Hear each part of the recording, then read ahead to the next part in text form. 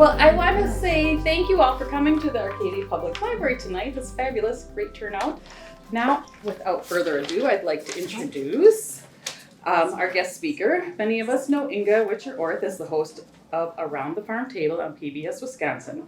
But what we may not know is that Inga is a fourth-generation farmer and cheesemaker. She began her culinary career owning and operating her father, Rick Witscher's organic dairy farm near Osseo. In addition, she has a blog, she does speaking engagements, and she owns and operates St. Isidore's Dairy Farmstead Cheese in Osseo. So we're grateful she found time to be with us today. So please welcome Inga Witscher Orth. Hello, everyone. Thank you so much. Well, thank you all for coming out on such a beautiful day. I just want it to be fall. I just want to wear sweatshirts. I want to start my fireplace. I'm so sick of 80-degree weather. Remind me I said that in a few more months. But I just have been like, I just want to wear flannels. And I like this morning I went to go get the cows in and I'm like, come on, ladies. And it's like we're living in Florida. It's just been so beautiful out.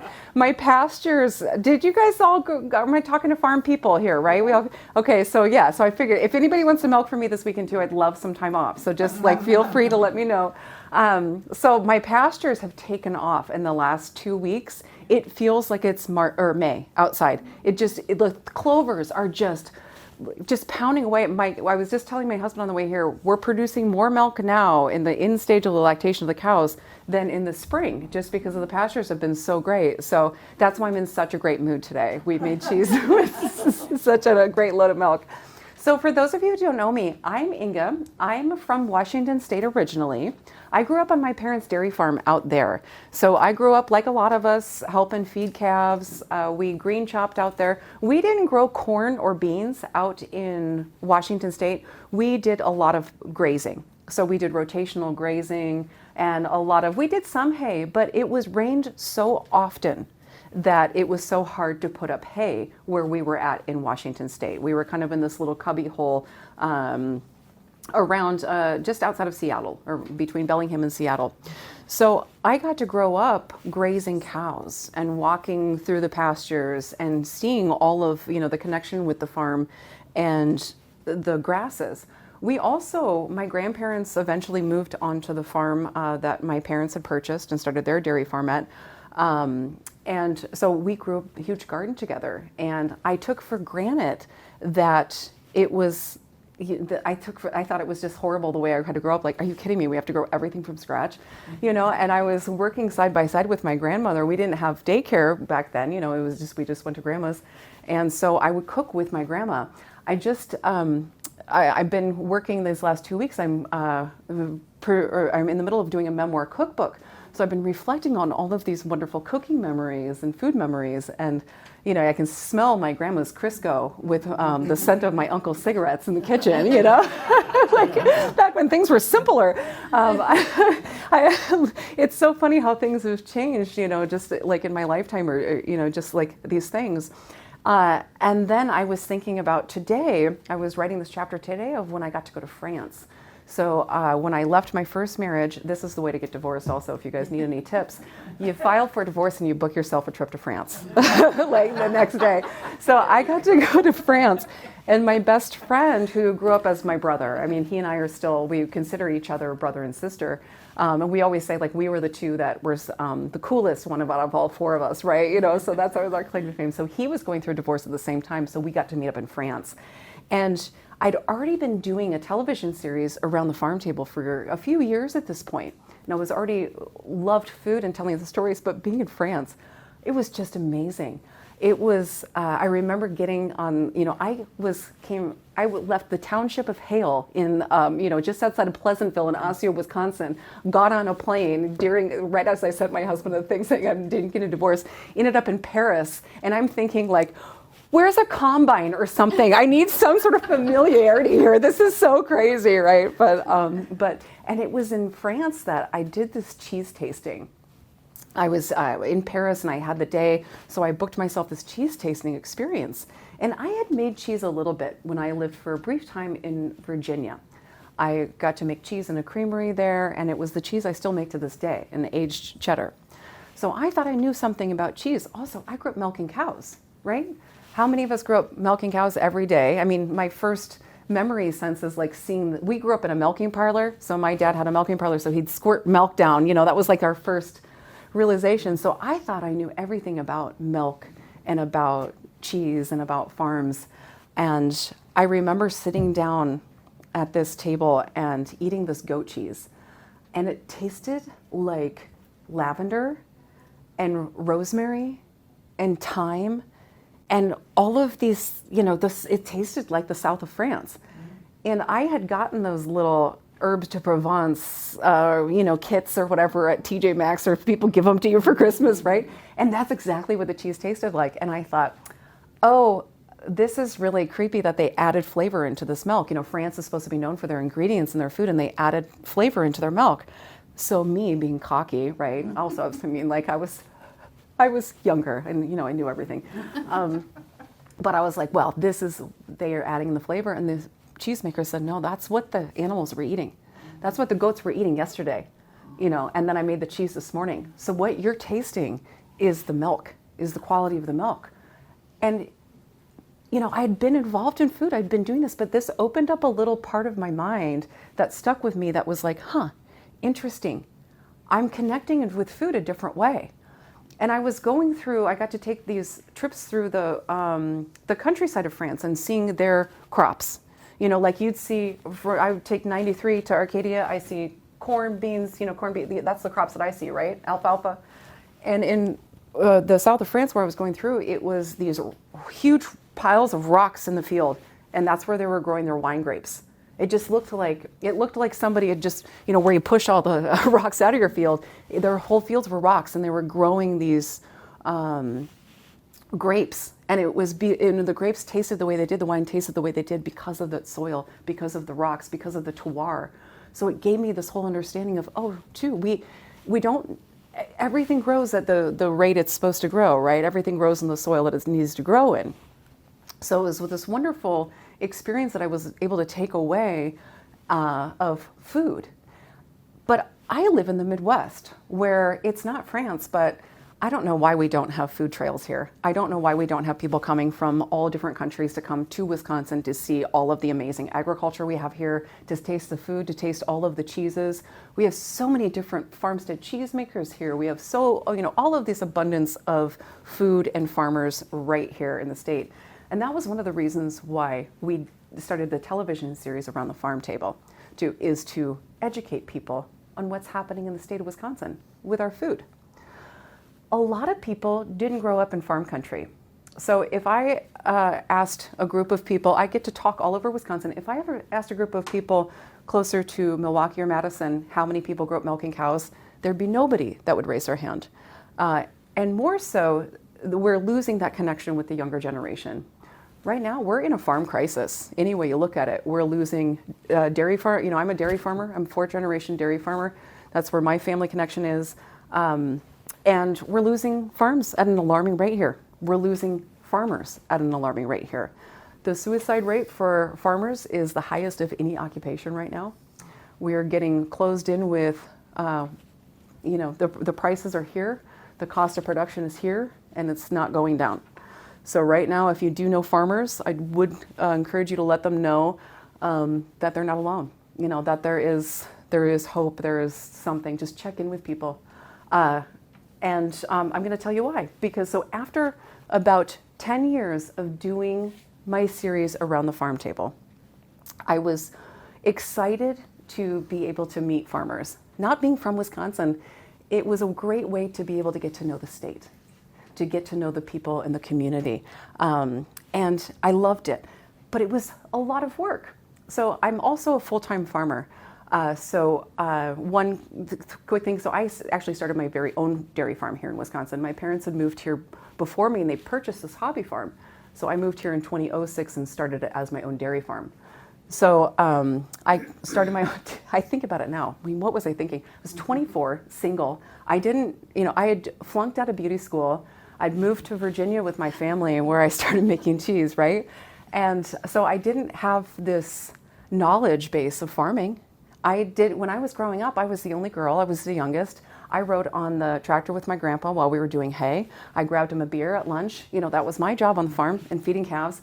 And I had to bring the cows in with my dad. Those were my things. But I was never sat down to learn about these things, which is no big deal, right? So I got to learn all of this at 24.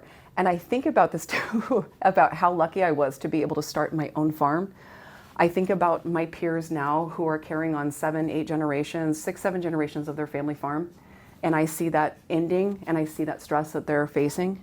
And I think how lucky I am that even though it was hard to start a farm from scratch, that I don't have that burden of carrying on that family farm for my family. So I was having this television series. I was married at the time to my first husband. My father and my first husband and I started the show together, and we were going all around Wisconsin, right? Filming, farming, and I was milking cows. I was milking about 50 cows twice a day in a stall barn.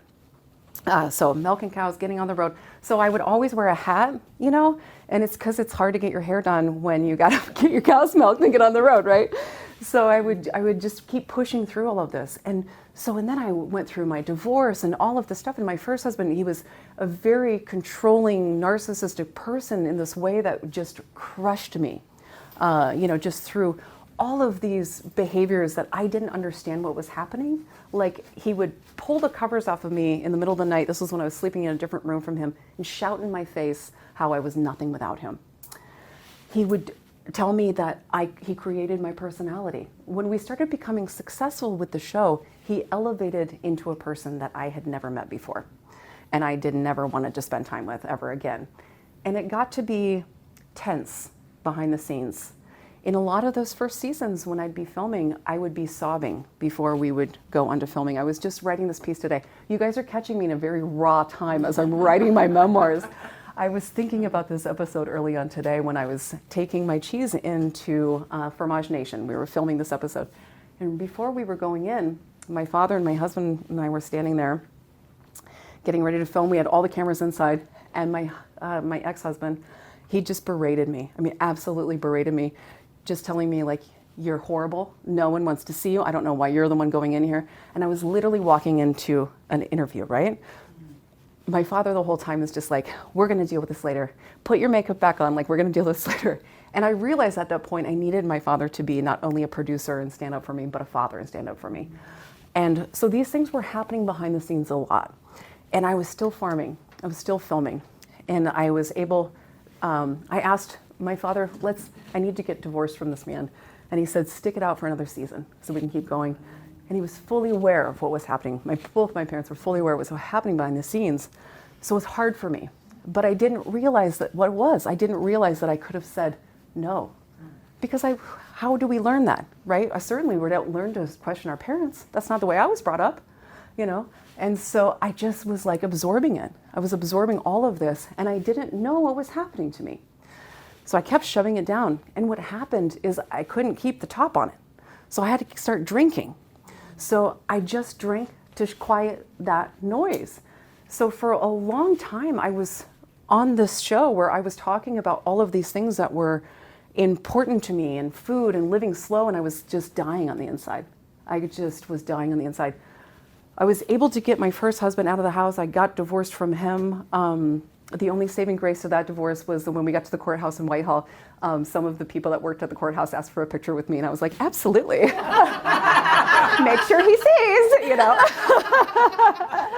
But so that was kind of a funny bit. But it was these trying times. But during this trying times too, I was being able to go and have a front seat to these amazing farmers in Wisconsin, these resilient farmers. And so for my whole farming career, I had been telling myself, there's no way I can be successful on my farm because I only own 28 acres.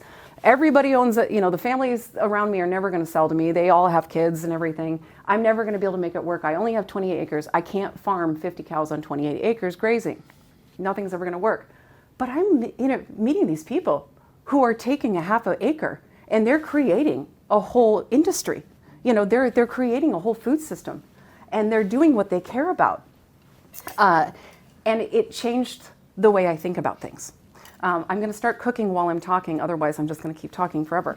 But so one of the ways that I started to come back to myself after all of this, shoving this stuff down and just, continuing going, there was so much chaos in my life, but I was just kept drinking it away, right? I was like, if 2 martinis doesn't work, 3 will. And it was just, I think to myself now, I wonder why I was so exhausted, Inga. Like, I wonder why you couldn't lose weight. And like, why, like, no kidding. Like, I was just treating myself like I hated myself. I mean, when it came down to it. So recently I started to find my way back home to myself. And one of the first things I did was start cooking again. I've had a television series about cooking for 10 years. There was a time in my life when I could not drag myself into the kitchen or the barn or anything. And that was about a year ago when it got to my worst. Last September, I started to really lose my spirit, I guess is a way to put it. So I started making food again, and I started with the farro salad. So what the farro is it's a grain. So a lot of people would know it as soft winter wheat. So we're probably growing farro out in our fields over here, but we just don't call it farro. But it's a healthier kind of wheat. I don't do a ton of wheat and processed foods anymore.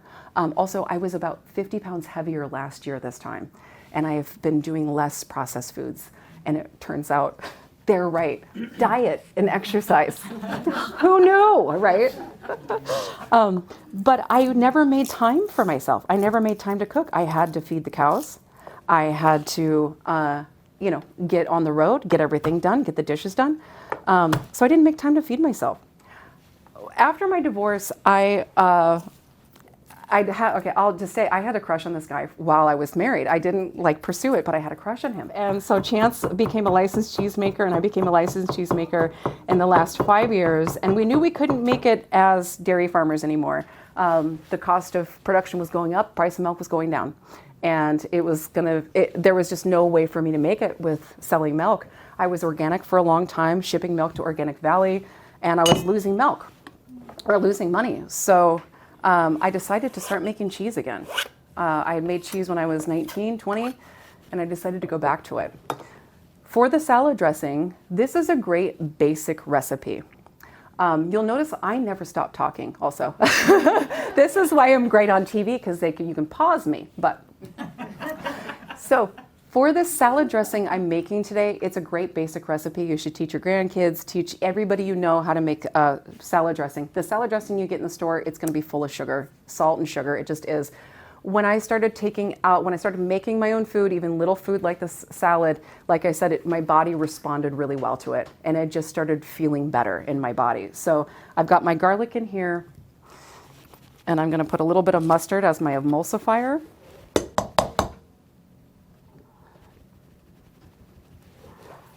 And then a little bit of salt. I use kosher salt for everything, except for baking. I guess I use table salt for baking. And then fresh cracked pepper. It makes all the difference in the world. I really think so.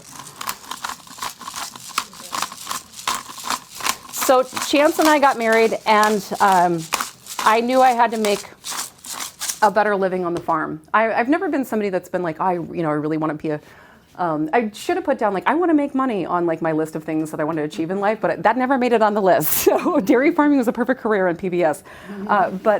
So I downsized the herd. So Chance and I decided he said, let's do this. You have to milk cows. This is just who you are, right? And so we downsized our herd. And I had been milking cows in my old white barn that was, who knows, built in 1940 or something like that. And had been there forever, for the whole history of that farm had been there. And so a few days before our equipment arrived in our creamery, we were building the creamery inside of our existing barn. And a few days before, the whole thing burned to the ground. Oh. So yeah, that'll get you out of bed real quick in the morning. And that day I remember calling my best friend Ryan down in Virginia, and I was like, you're never going to guess what happened. And he's like, maybe this isn't so bad. Just take a break. Maybe this isn't so bad. And I was like, that's what you're saying, on the other end of the phone. And that winter was just an incredibly difficult winter. So I've got garlic, I've got mustard, I've got salt and pepper, and I've got honey. Honey is my sweetener for everything now. I stopped using sugar. I mean, we'll probably stop at Quick Trip and get some cookies on the way home, so I haven't stopped sugar completely, but I'm trying to replace it more with honey.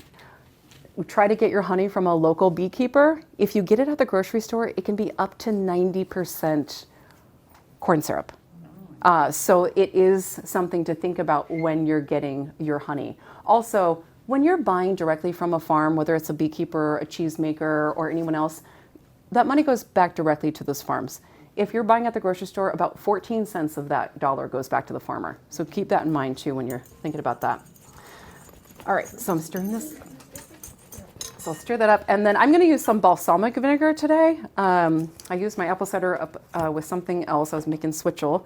So any kind of acid for your dressing. Apple cider vinegar, white wine vinegar, red wine vinegar, lemon juice, balsamic vinegar, whatever you have on hand. And I splash. I'm not a measurer. I cook like this, like I've seen everyone cook. I watched my grandmother cook like this, and so I never measure anything. I measure by taste. So a little bit like that. And then I put the vinegar in first because it emulsifies better. And you can do this in a jam jar too, easy enough. And then I use basic olive oil for my salad dressings. If I'm gonna do, like, when am I ever gonna serve something super nice? Probably never, but not anytime soon. But like, if I ever get like a really good olive oil that I'm spending more money than, I would spend on a bale of hay or something, then I'm going to be using it just on special things. But I just, grocery store olive oil for my salad dressing is just fine for me. There is a problem with olive oil and oils, is that it can come from several different countries, just like everything else. And so it is, if you can afford better olive oil, try to find olive oil that comes from one country of origin. It just makes it, because they can be putting canola oil, anything. And the more I learn about food, the more disgusted I am with how we get it to people and what happens in the process of getting it there. All right, so that's a basic vinaigrette. And let me start chopping. So after our barn burnt down, we didn't have, I lost my income at the same time. I mean, I lost my everything. Everything burned down, and I was like, okay, there you go. And I didn't have a big enough farm where my insurance really covered everything. So they covered the building, but nothing inside of the building. So I had to replace all of my milking equipment, everything. So it was one of those things that you always think is coming as a farmer, especially a dairy farmer. You're like, when is that barn going to burn down? So now I'm like, okay, now my barn burned down, I can move on. So we got built everything back in 2019, and we were like, this is going to be the best year of our lives. Like, you just wait. So we were planning on, we were so poor in 2019. I remember running out of propane in like March, and we were like, well, we're just going to get through. And so we were burning wood. We'd wake up at night to burn wood all night, and we were just like, the thing about my husband and I, he always kept such a positive outlook and helped me keep positive, when I was just really, I couldn't think. We didn't have any money. I couldn't go to the mailbox. I couldn't actually drive to Eau Claire from Osseo. The farthest I could drive was to Osseo. Otherwise, I would spiral into panic attacks that would take over. So I didn't drive to Eau Claire until this last year. Was my first year to drive to Eau Claire in, I think 8 years.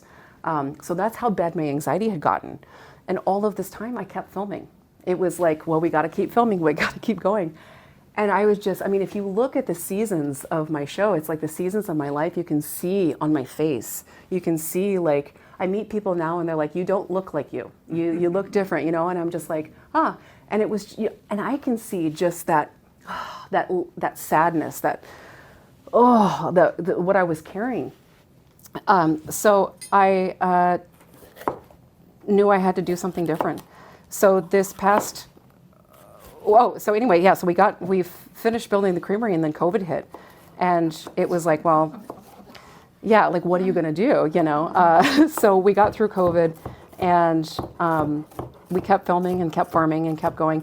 And the thing about COVID that happened, or the thing about the fire, I'm thinking about it now as I'm writing this book, and I let myself get so out of control, angry, like I had no control over anything, and it was driving me crazy, and I just was desperate. I had no money, I had nothing, and I didn't know what to do, and I just could not get myself out of that negative thinking, and like, I couldn't get myself off of the floor. And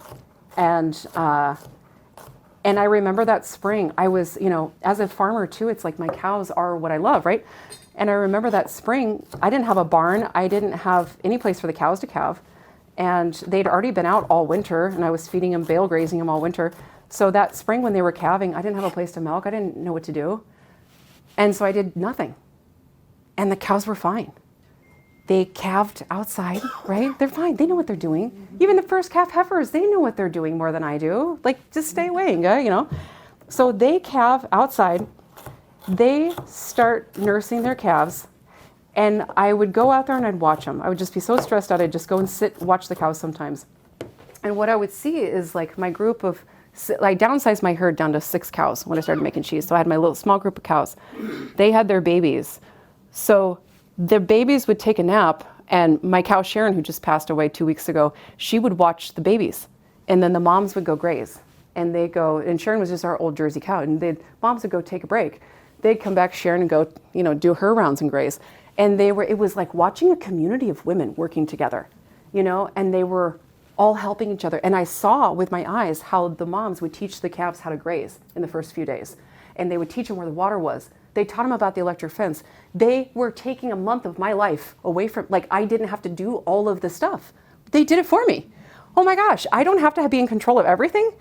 They grew the healthiest calves I've ever seen in my life. They were the healthiest cows. Everybody was thriving that spring except for me. Everybody. It was just so amazing. I think back to that on like doing less and I'm getting more, right? All right, so to my farro here, I just cooked this in 2 cups of broth. The farro will be like on the back of your farro, it'll have a recipe. None of this is making sense, I know, to you guys, but that's all right. It'll all come together at some point. How farro is spelled? Is it the same? Yes, it's the same. Yep. All right, so I'm going to just dice up my pepper here. I was going to put in a sweet potato, but it was too warm today, I felt like, for a sweet potato. But we got through, and we kept farming and kept filming. And then last September, it just caught up to me, everything. And I just couldn't do it. I couldn't milk cows anymore. I couldn't do any of the things that I loved doing. And I got out to my barn one day and I thought, I don't know if I'm going to survive this time. I've already had to come through all of this time and shut it out. I don't know if I'm going to survive this next time that's ahead of me. And I remember seeing this woman had posted about this free therapy for farmers through DATCAP. And at the time, I didn't think I deserved therapy. I didn't think that I should take this opportunity if it should belong to somebody else. I didn't think that the trauma that I experienced in my life was trauma worth exploring. I thought I was perfect. I thought I came, I was told we came from a great family. We donate to NPR. That's the kind of people we are, right? And so I didn't feel like I deserved it. And I thought, well, it's just because I don't know how to do life well. I'm just terrible. I'm a terrible farmer. I'm terrible at TV. I just don't know how to do life. And, but I got into therapy. And I got into therapy less than a year. Last November, I started therapy. And in that time, I've realized that it wasn't my fault. I was taking on too much. How many of us take on the role of caretaker, dishwasher, breadwinner, all of these different roles that we take on, and it's expected of us, right? We can't complain. It's just what we do. It's how we get on. Especially, I feel like in farm country, it's just that's what you do. You feed the calves before anything else happens, and you get the hay done when the hay's got to be done. And you take your vacation when it's, the hay's put away. So it's we learn so many of these things through life on how to take care of others. And we never learn how to take care of ourselves. We never learn how to slow down. And that's something I've been trying to learn, is how to slow down and how to just be and how to enjoy life around me. And I went to therapy yesterday, and my therapist said, you still have to be working on this. You still got to slow down. And it's weird to think about it, because I think of myself as being absolutely lazy and just being no, I have to do more.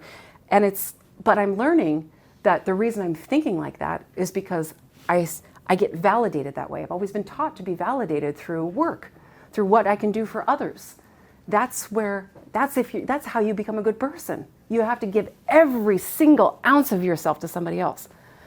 What I'm realizing is that by slowing down, by taking time for myself, by going to therapy, by going for walks. I'm not exercising. I do yoga as much as I can. I haven't done it for a few months and I got to get back. I don't lift weights. I know I do need to do that, but I haven't been going to the gym. I've just been walking. I've been putting good food into my body, taking time to cook, taking that time for joy. Now my husband will milk for me some evenings and I'll just cook for the whole evening while he's milking. And it just gives me that time back. And he can milk. I mean, it's milking cows, and like I had to understand that I can allow other people to do these jobs, and I don't have to do everything. So I started going to therapy. I started acknowledging what I was going through in my life. I started talking about these problems. Now every morning, I mean, my husband will probably say, it's my favorite part of the day when Inga wants to talk about what she's learning and all of her problems, but it's like we communicate about what we're feeling. And it's so interesting now to talk about that and to and be at this place where it's like, yeah, we don't have to be perfect and life is tough. And how do we get through it? And I'm finding we get through it by treating ourselves like we would treat like a loving person. I think about all these things I want to do for my husband and all of these ways I want to show him I love him. I do none of those things for myself. So what I started doing is I started treating myself like I would treat my husband. And I started, this is kind of silly, but I sing myself love songs when I'm milking cows. So like Aretha Franklin, I was just singing one of her songs this morning and I was just I didn't even have the radio. I just was singing super loud in my barn. And I was thinking about myself. I wasn't thinking about the love I have for my husband. I'm cultivating love for myself.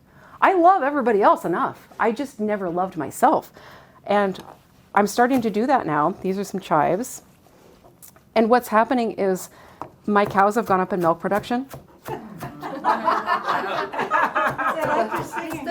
Oh my God! Maybe I should be a singer for cows. I think you're singing to them enough. I know, and I've started enjoying milking cows again. It's fun. Sophie, she's my heifer that didn't get bred last year, so she might get butchered. So I'm not gonna love her too much in case she's not pregnant. But she's just the most lovable teddy bear. I grew up milking cows. I hated cows for my entire life, and now it's I love cows. I love cheese making. I love the process of seeing how the pastures will change the color of the cheese. This cheese here, I made it in June of last year, so it's just over July of last year, and it captures the flavor of my cheese, just or the pasture. This is it's basically canning. You're making rhubarb jam when the rhubarb's fresh. I'm making cheese. I'm canning my milk in this way. I'm making this cheese. And just I learned with it in France, the milk has a huge amount to do with what the cheese is going to taste like. And it was last summer when I was making cheese. I'm sitting there, and cheese making, it's basically you're just doing dishes and heating up milk. It's not so much romantic as it is boring, but I love it. It's one of those, it's just a nice meditative thing. So I'm heating up the milk and I'm looking at it and I'm making that connection from France, from, oh my gosh, look at how the color changes with the season. Look at how what the cows are eating directly affects the cows' health and their diets. And it was finally that switch. Again, this is 10 years after I have this holistic healthy cooking show. My mother-in-law used to say, I used to think you were the most wholesome girl I knew until I met you and got to know you in real life. So I had been, talking about these holistic things and all this stuff, but I'd just been eating quick trip pizza. I didn't make time for myself, so I'd put on so much weight. And then by realizing, we really are what we eat, and we really are what we eat eats. I flipped my switch on what I was putting in my body. I started cooking I tried to do, and I still try to do mostly unprocessed food. So that looks like maybe a yogurt parfait in the evening instead of ice cream. Sometimes, but I get ice cream when I go out. And thinking about those whole foods, thinking about the protein that I'm putting in my body and what it's getting out. I quit, basically quit drinking. And boy, does that have an effect on your health, let me tell you. Who knew? I just started blossoming in the last year. So I just signed a contract for a memoir cookbook coming out in September of 2026. So I'm really excited to be working on that. Hold for applause. And life is getting better. My relationship with my husband has blossomed. It's completely different. It's just like I'm allowing, it's just like I've softened up in these ways. My relationship with my stepdaughter is completely different. My relationship to myself is completely different. Now, instead of looking for these times of like, Chance, take me out to dinner, or like do these things. I mean, it's still, of course, I'm going to complain about my husband not taking me out to dinner enough, but I am falling in love with myself again, and I want to hang out with me. I want to go to the thrift store with me. I want to get a cup of coffee with me. I don't want to spend time around people that aren't giving me the energy that I want. So I've made my circle really small. I have my very, very dear friend and her kids that I make time for, and I make time for my husband and my stepdaughter. And that's what I want to do right now. And just by saying no to people who are sucking my energy, just by saying no to circumstances that were, it's like everything has just softened. And, I did it on a heck of a budget, guys, let me tell you. Okay, so now I'm just going to add everything to here. But in less than a year, I just was able just to take my life back. And I'm excited to see where it goes from here, but, we'll see. So this is the farro salad. So I put some apple in here just because I have a bunch of Honeycrisp apples that are so delicious right now. And so I would normally put in dried cranberries or a sweet potato to add some sweetness to the salad. But since I had the apple, I thought, let's put the apple in. And so when I'm cooking, that's how I like to cook, is based on what's available, what's in the garden. You switch your ingredients as you go. But who has some questions for me? I know that was a lot. Your apples, do you use apples that aren't sprayed? Yeah. So I love apples, and I love local apples. So I got these in Foster the other day. So I use them when they're not, I don't know if they're being, what their practices are. And I imagine I probably don't want to absolutely know. But for me, I was able to support local, and I was going with some friends and their kids, and I was like, again, going to an apple orchard. But I was talking to my very good friend. Her and I were standing in my driveway the other day, and we're surrounded by all these fields, and we're just thinking about like all of the chemicals that are just floating into us every day. And it's just like, and as someone I was an organic farmer for a long time. I bought my grain down at S&S Grain for a very long time. I know what it means, and it's like, but one thing I've been doing is, how do I say that? Like I had some apples that I bought last week that I've been having apples and peanut butter as like a quick snack. And so I bought them from the grocery store, and I bit into one, and it probably was from last fall. Like I think that they harvest them and then they sit for a year. And I think they were Washington State apples. And where I grew up, like on the other side of the state, that's where they did the apples, and they'd sit for a year, right? So they've got to fumigate them when they sit there, right? So they don't, that's probably what they do to tomatoes and things like that too. And I just was eating it, and it's just like, boy, you sink your teeth into an apple that's fresh. It's a whole different experience. It's just like tomatoes or anything else. But yeah. So like I try to do as much organic as I can, but for me, it's more important about what the soil is, what the farmer is. For me, I'm not certified organic anymore, but I think about my soil constantly. I'm constantly building soil. I'm constantly building habitat for birds and bees. And so that's something that's important to me too when I'm talking to farmers and getting vegetables or beef. I like to know those kinds of things, and I want to know, like, what are your practices? So for this apple specifically, probably was, gassed through as they love to do. But yeah, that's a great question. But and most of our vegetables will come from 1,500 miles away. So at the local store, we'll be getting them from Florida or from California. So they're already losing their nutrients as they're getting on the boat, or on the semi. So within 24 hours of harvesting, those vegetables are losing their benefits to us. So that's another reason why we're canning, why we're eating locally, for those reasons. But yeah, that's a great question. Anyone else?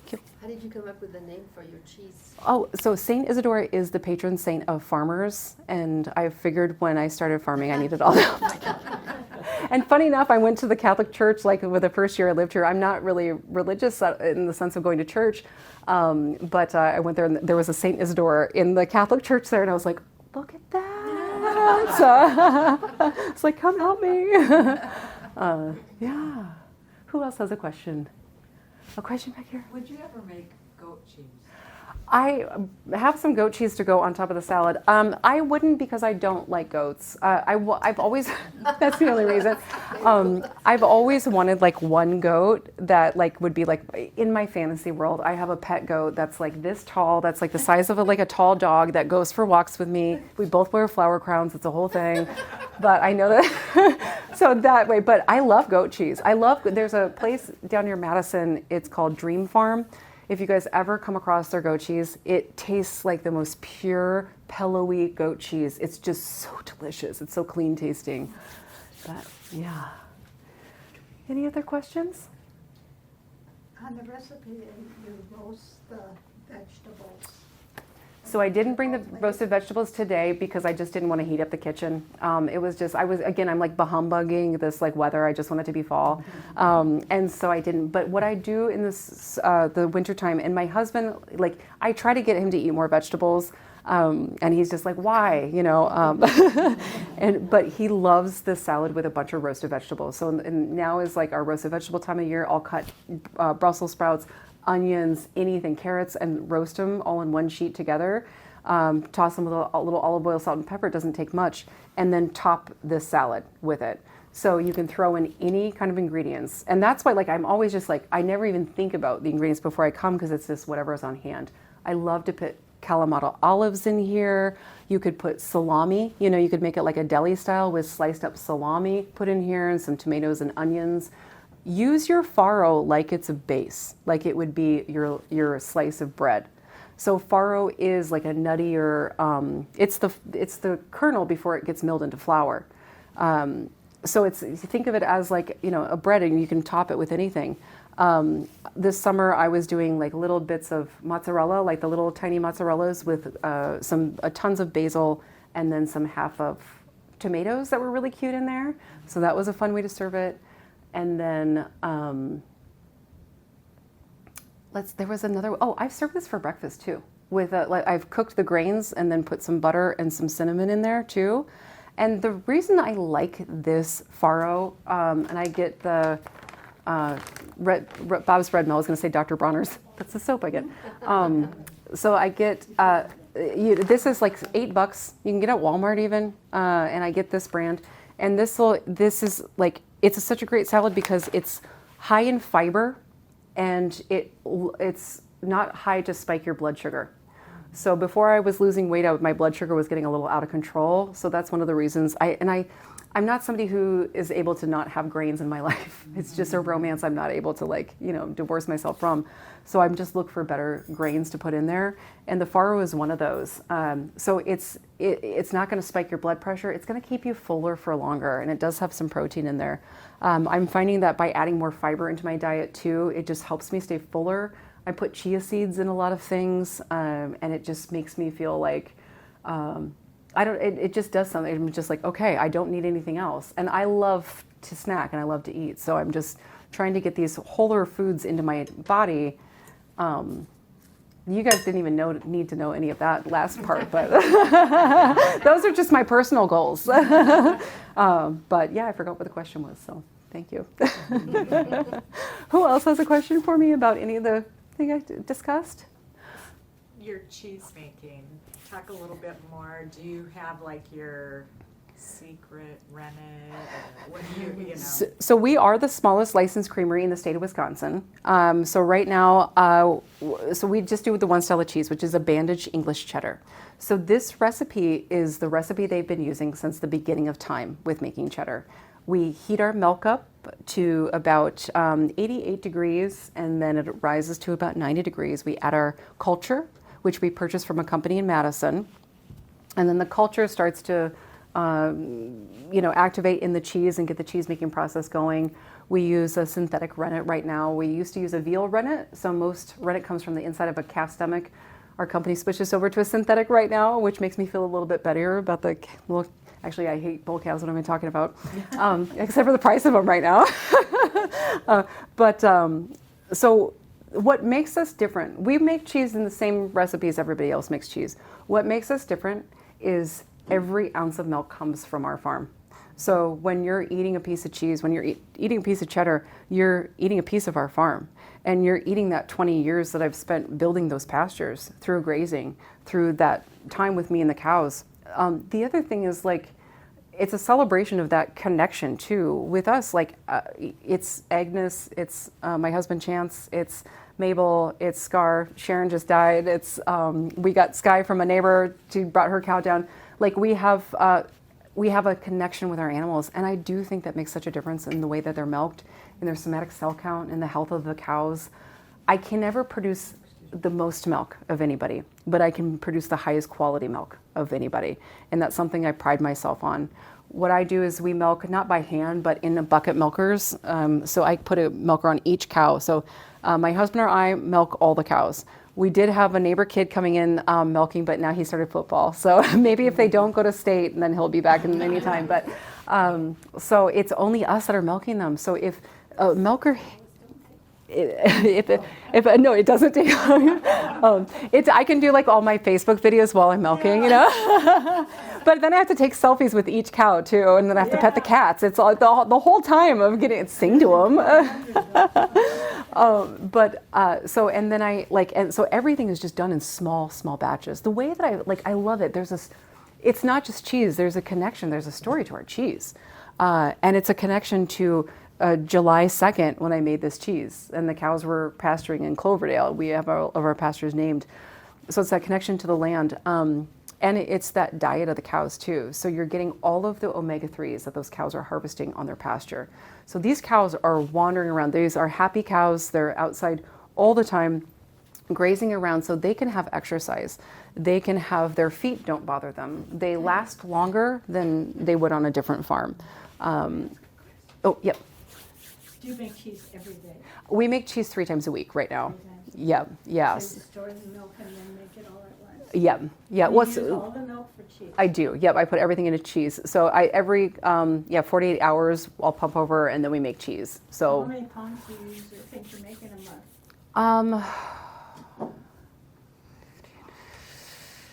I bet we'd make about 1,000 pounds of cheese in a month probably. That's a lot. Like, is it? It's not. Like, well, like, no. So like, well, like, I guess like I'll take 500. Like, so this morning, Chance made cheese with 563 pounds of milk. Yeah. That would be like what a normal creamery would spill on the ground, like just funneling in milk. So we're like, my cheese vat is this big, where a cheese vat in a commercial system would be larger than this room. So we're very tiny in that sense of everything being super small. I love it that you say that though, because it makes me feel really cool. Because every time I tell people how much cheese we produce, they're like, "Oh, like what else do you do then? Like for the other 18 months of the year, you know?" And I'm like, "What? It's hard." But Chance, why don't you come in here for a second? We're talking about cheese. This is my husband, Chance.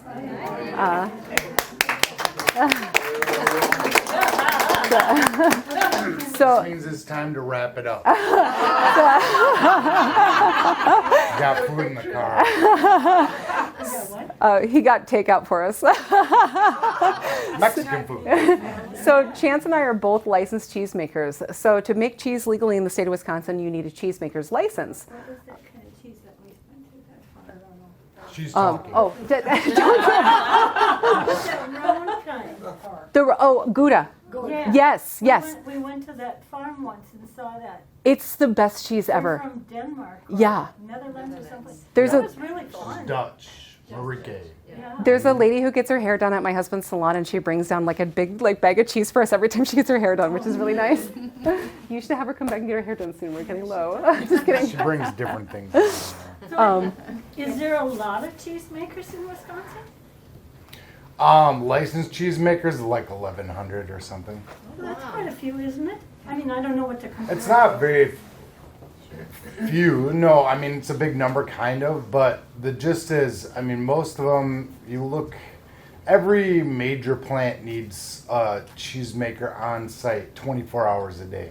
And a lot of them are kind of in name only cheesemakers. They have automated cheese making facility basically, and that's kind of the dream and ideal in modern industrial cheese making, is that human hands are never present. There is no opportunity for the milk or cheese to be contaminated any way whatsoever until it's out of the cheese vats. I like to basically. say, if there's a piece of hair in our cheese, it came from this head.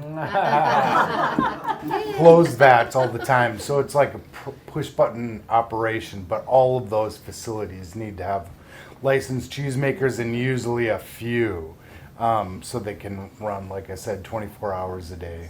So are we the biggest state for making cheese in the United States or not?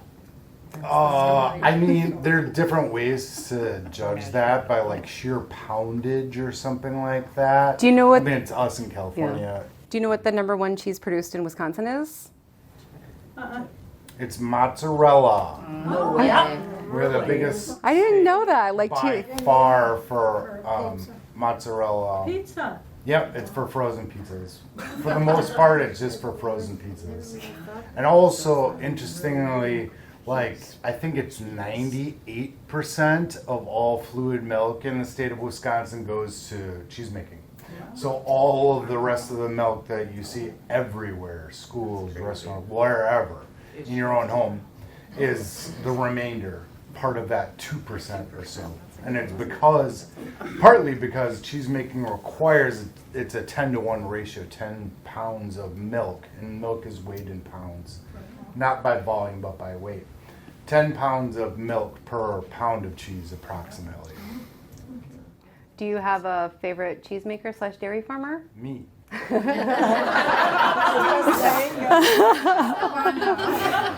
Yeah, I tee him up. Wrong He doesn't do it on answer. purpose. Do you sell that at So- the co-op in Winona? We don't have it down there right now. Right now we have it at Fromage Nation in Madison. So I brought some pieces to sell here. I've got pieces for $20 today that Chance can help you with. And then we are kind of building up to wholesale. So we're kind of getting hoard together to start wholesaling. So we're building our business, and it's been incredibly great. We've been able to be more financially stable by milking less cows. I mean, and it keeps, it's like the universe keeps telling me, do less and you can get more. Do less, get more. It's like we downsized our herd. We're putting everything into cheese making. We get to, do everything together, which I love. I don't think I know him at all, I'll tell you the truth. But it's just like how like we're slowing down in life, and like things just blossom when you just take time to slow down. So that's what we have. Pieces of cheese for sale here. Chance, you can start cleaning up my mess here. Make you feel like we're back at home. And yeah, come on up and take a look at this. Give it a sniff. And Are all your Oh. cows jerseys? we have one Guernsey. Mabel is a Guernsey. She's half Guernsey, half Jersey. But I love the Jerseys are the most sustainable breed of dairy cow. So they produce less manure, need less land, less water. They're also really good in. Yeah, I love them. They have such personalities. Oh my gosh, I told this group from Minneapolis years ago. They came up for some tour, and I was just like having fun. I lived on the farm by myself, like I was like bored, So they came up and they're like, "What's the hardest part about dairy farming?" And I said, "Well, putting the mascara on the jerseys and doing the smoky eye." Yeah, so that's what I wanted. The reaction, they were just like, "That is a lot of work." They really, in their defense, they really do look like they have makeup on. They look like the babies, especially, look like they're from a cartoon or something. I know. Like an artist's rendering of a beautiful little calf. We used to raise a steer every once in a while, but then Chance was like, "They're way too cute. We can't eat them." The man that will deer hunt for the entire season, The deer don't think that we're friends, though. Like, we raise them from babies. You don't sing the dear love songs, right? Right? It's a lot different. They're like pets, basically. Yeah. Which They're I- like wrens, little and aggressive. Yes. The boys, especially the Jersey Bulls, have the most feared reputation amongst all cow breeds, I believe. They're very ferocious, and we've seen it ourselves. Like, we give or trade or whatever bulls to our neighbors, and there was one they named Chance. Uncreative or whatever, and that bull, when we gave it to him, like before and after sexual maturity in these cows, like the girls, basically the females, look the same more or less, but the males after sexual maturity being like 18 months it's like they become a different species. I always said the closest thing, and I was little compared to other cows, but there was like the meanest looking animal I've ever seen. It looked like Mike Tyson too, and the build, the musculature, everything was just like, it looks like Mike Tyson. And just ready to fight, just wishing that you would step out of line. We went down to go visit my neighbors when the Chance the bull was down there, and they said, "Come over, you gotta go see Chance." So Chance walked up to the cow yard where they were, and this bull parted all the cows and All comes. the cows He stepped heard away, Chance's voice yeah. and came walking towards Chance, like Well, he was happy maybe to see he him. still remember me. I think don't so. know, I think yeah. so. But yeah, right. But yeah, he parted all those cows like the Yeah, Red he Sea. should've run. And it was like, where is he coming? And you couldn't see him underneath all the other cows. It was cute. Oh man. But yeah, they're very ferocious. I think they kill the most people out of any breed. So basically, we have a very dangerous job. Yeah. It can be. Well, thank you guys so much for coming. Thank you. Yeah.